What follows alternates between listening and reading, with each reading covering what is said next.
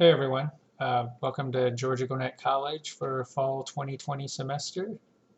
This course is English 1101, sections L48, B50, and 102. My name is Jeremy Beatson and I will be the instructor for these three sections this semester.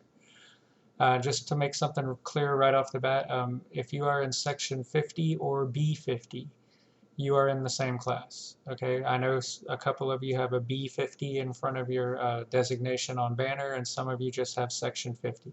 It's the same class. So either way, you are part of the same course. Um, as I said, my name is Jeremy Beatson. I will be your instructor, and today I'm just going to kind of give a brief overview.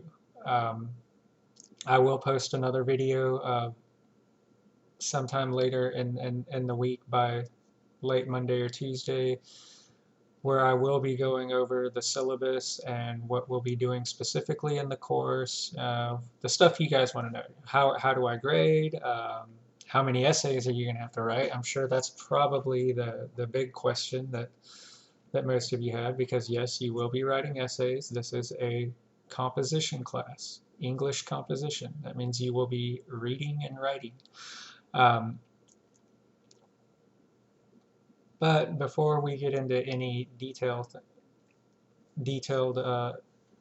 analysis of syllabus or anything like that, I just want to make a couple things clear. Okay, first of all, for at least the first 2 weeks, we will be, for this course, I am not speaking in reference to any other courses you may be enrolled in. This course, we will be completely online, 100% online, which means you will access the lectures, the classes through D2L like you are right now, and I will post them. I'm planning as of right now posting 2 classes a week, so that means if you are in a Monday, Wednesday, Friday class, you'll have everything you need by Thursday um, of every week. So for each section, I'll have all the lectures, all the videos up by Thursday of every week. I'm going to try to post twice a week.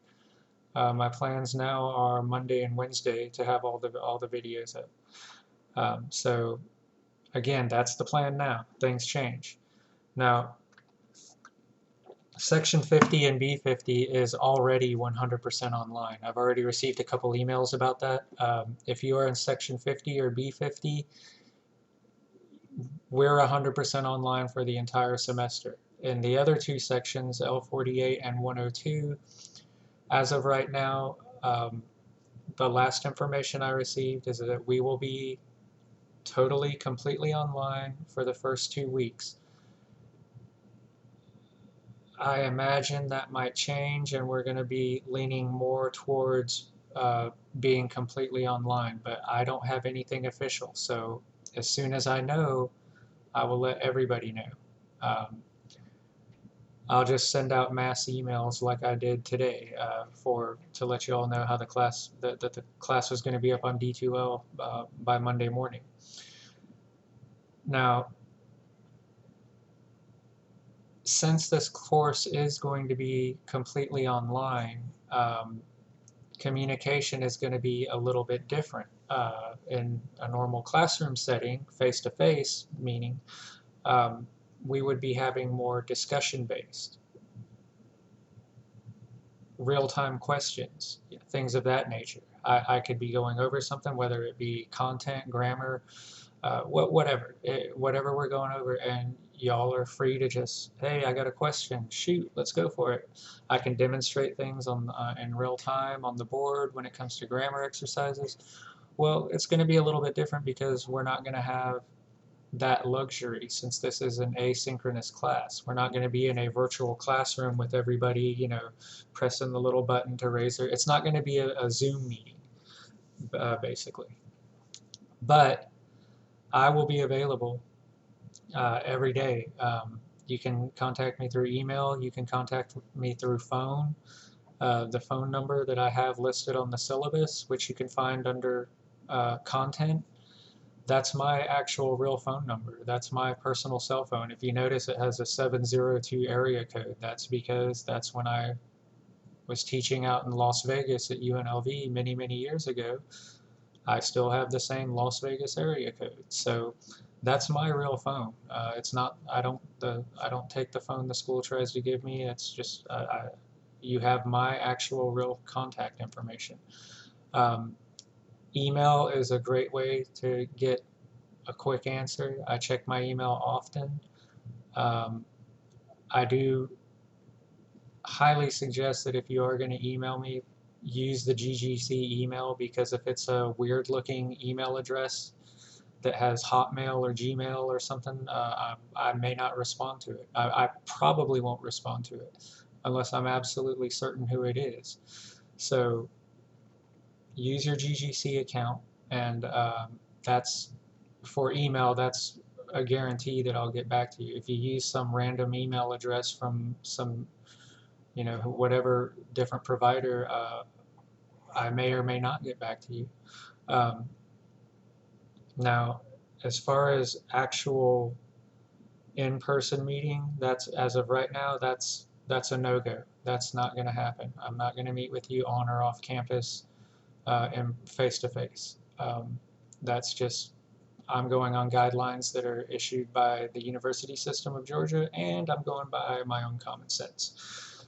So we will have to communicate by phone, email, um, and that's really about the only two ways that we're going to be able to communicate now. I've already received several emails, and I've been pretty good with communicating, so that really shouldn't be a problem. Now, for those of you who this is your first semester in college, period, or at GGC, uh, I just want to say, welcome. And this is obviously a little unusual for all of us. Those of you who are returning and were here for spring of last year or summer of last year, well, you made the transition. That one was a little bit more abrupt. We were told with roughly 6 weeks, 5 or 6 weeks left in the semester that, hey, 100% online from here on out. Well, it went surprisingly smooth. It wasn't that difficult from my end, and my students seemed to really adjust quickly. So this will be different, but it's not going to be any more or less difficult than and I'm putting myself into that equation. It's not going to be any more or less difficult than we as a class make it. We can get the most out of it. My goal is to prepare each and every one of you for college level writing. Now, a secondary goal, I do want you to enjoy the class, I do, but the real goal of English 1101, Comp 1101, is to get the student prepared to academic writing, competent in academic writing. That's so that you can go on to whatever it is you're going on to and be successful. That's the main goal. It's not the only goal, no, but I said it's the main goal. I do want you to enjoy, I want you to learn, and I want you to be prepared for what comes next. This is the one of the few classes, English 1101 that is one of the few classes that, regardless of what you may be majoring in, whether or not you know that right now, which is not a problem, regardless of what you're majoring in, this is a class that almost everyone has to take. You can test out of it, but I would guess about 98, 99% of all freshmen end up having to take English 1101.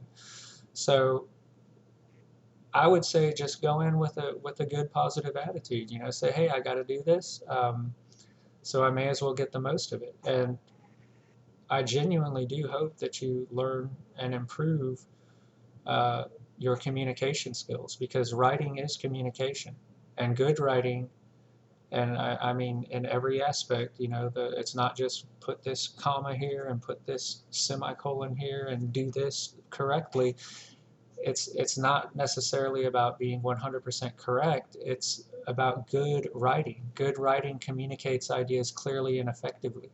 If you can communicate through written discipline clearly and effectively, your ideas are going to reach a much wider audience, and you're going to get a lot more. Your ideas are going to get a lot more exposure. So, good written communication is a monstrously valuable tool. Um, and a lot of people don't really see it that way, and I think that's a shame. But we will be spending time as necessary. I kind of do it on a class-by-class basis as far as how much time we're going to spend on the mechanics, on the grammar, and all that. But we will spend time on that, but that's not the sole focus of this course. The main focus of this course is to get you all prepared for college level writing and getting your ideas synthesized into a written format. Thinking critically, that is what I hope above all else that you guys get out of this course, is how to make an argument. And I don't mean two people shouting at each other. That's not what I mean by argument. I mean that you make a claim, which would be, your thesis, and then you develop and support that thesis with clear, logical examples, persuasion, and just ideas. Communicating the ideas clearly and supporting them, and being persuasive. That's the key to effective communication. Now, does that mean everybody's going to agree with everything you say? No, that's ludicrous. That's insane to even make that a goal. But to make it harder for people to effectively dismantle your arguments and say that they are wrong, well, that's something that you should be striving for. Agreement and disagreement is just natural. People are going to agree and disagree. However, if you can make an effective argument, they can't say that your argument is bad. They can say, I don't agree with it, or I agree with it, but it's not that good. See, you don't want to be in either of those boats. You want your communication to be effective. And that's kind of how I approach this class, is to get y'all prepared to make good, sound, and valid judgments and arguments based on logic and examples. And that's really, in a nutshell, basically what we're going to be focusing on is communication and discovering and exploring new ideas and new ways to approach issues. We'll be doing a variety of essays. We're going to start off with one that you don't need to do any research. It's coming all from up here. You're going to be doing a personal experience essay. We're going to write from different viewpoints. We're going to start off with the first person, where you use I, me, and my, because you're going to be talking about yourself. Towards the end, at the ultimate goal of the course, is you're going to be doing a research-based third-person argument. That's just a fancy way of saying you're going to be doing a formal research paper. We're going to go over format. You guys will be using exclusively MLA format in this course. I'm going to give you all kinds of resources that you can use. I'm going to have links all over D2L, resources and all kinds of stuff. Tutoring, we'll have everything available up on D2L. A lot of it's already in the syllabus with hot links. So you're going to have a lot of support. That's one thing I want you to know. Even though this is you staring at a device and listening, and we don't have real-time communication, you will have a lot of support. And that's really about it. Now, just on a quick note, again, this is all in the syllabus. This is your textbook, and it looks backwards right now because I don't have my thing flipped, but it's the 8th edition of the St. Martin's Concise Guide to Writing. Make sure you get the 8th edition. Now, you can get a hard copy or you can get an ebook. In the syllabus, I have a link to the e-text and the physical copy. I have the ISBN number for either of those. It makes no difference to me which version you have. They are the same book, different methods of delivery. That's it. So do you have to buy it new? No. If you can get it used, get it used. Just make sure you get the 8th edition. 7th edition, 6th edition, those books are considerably different. So just make sure you have the 8th edition and you will be good to go. As far as the supplemental texts that are listed, sticks and stones and all that, you don't need those. Save your money. You need the one textbook and that's it. Okay? Now, I really don't want to go on too much more today other than to I don't want to overwhelm you and say here's your first assignment. None of that right now with this. We're not getting into any of that right now. We're still in the add drop phase, so I just wanted to make a short 15-20 minute video welcoming you to the class, giving you an idea of what we will be doing, and how we'll be doing it. And in the next video, I'll be going into much more detail of the actual step-by-step process and over the policies that have obviously changed since last spring. And that's about it. So if you're feeling a little nervous, that's natural. Don't worry about it. All I want to stress is that I want you all to be successful, okay? Now, we'll work together. I'll do whatever I can, but it's not a one-way street. I need you to do the required work, and I need you to do the required work on in a timely manner.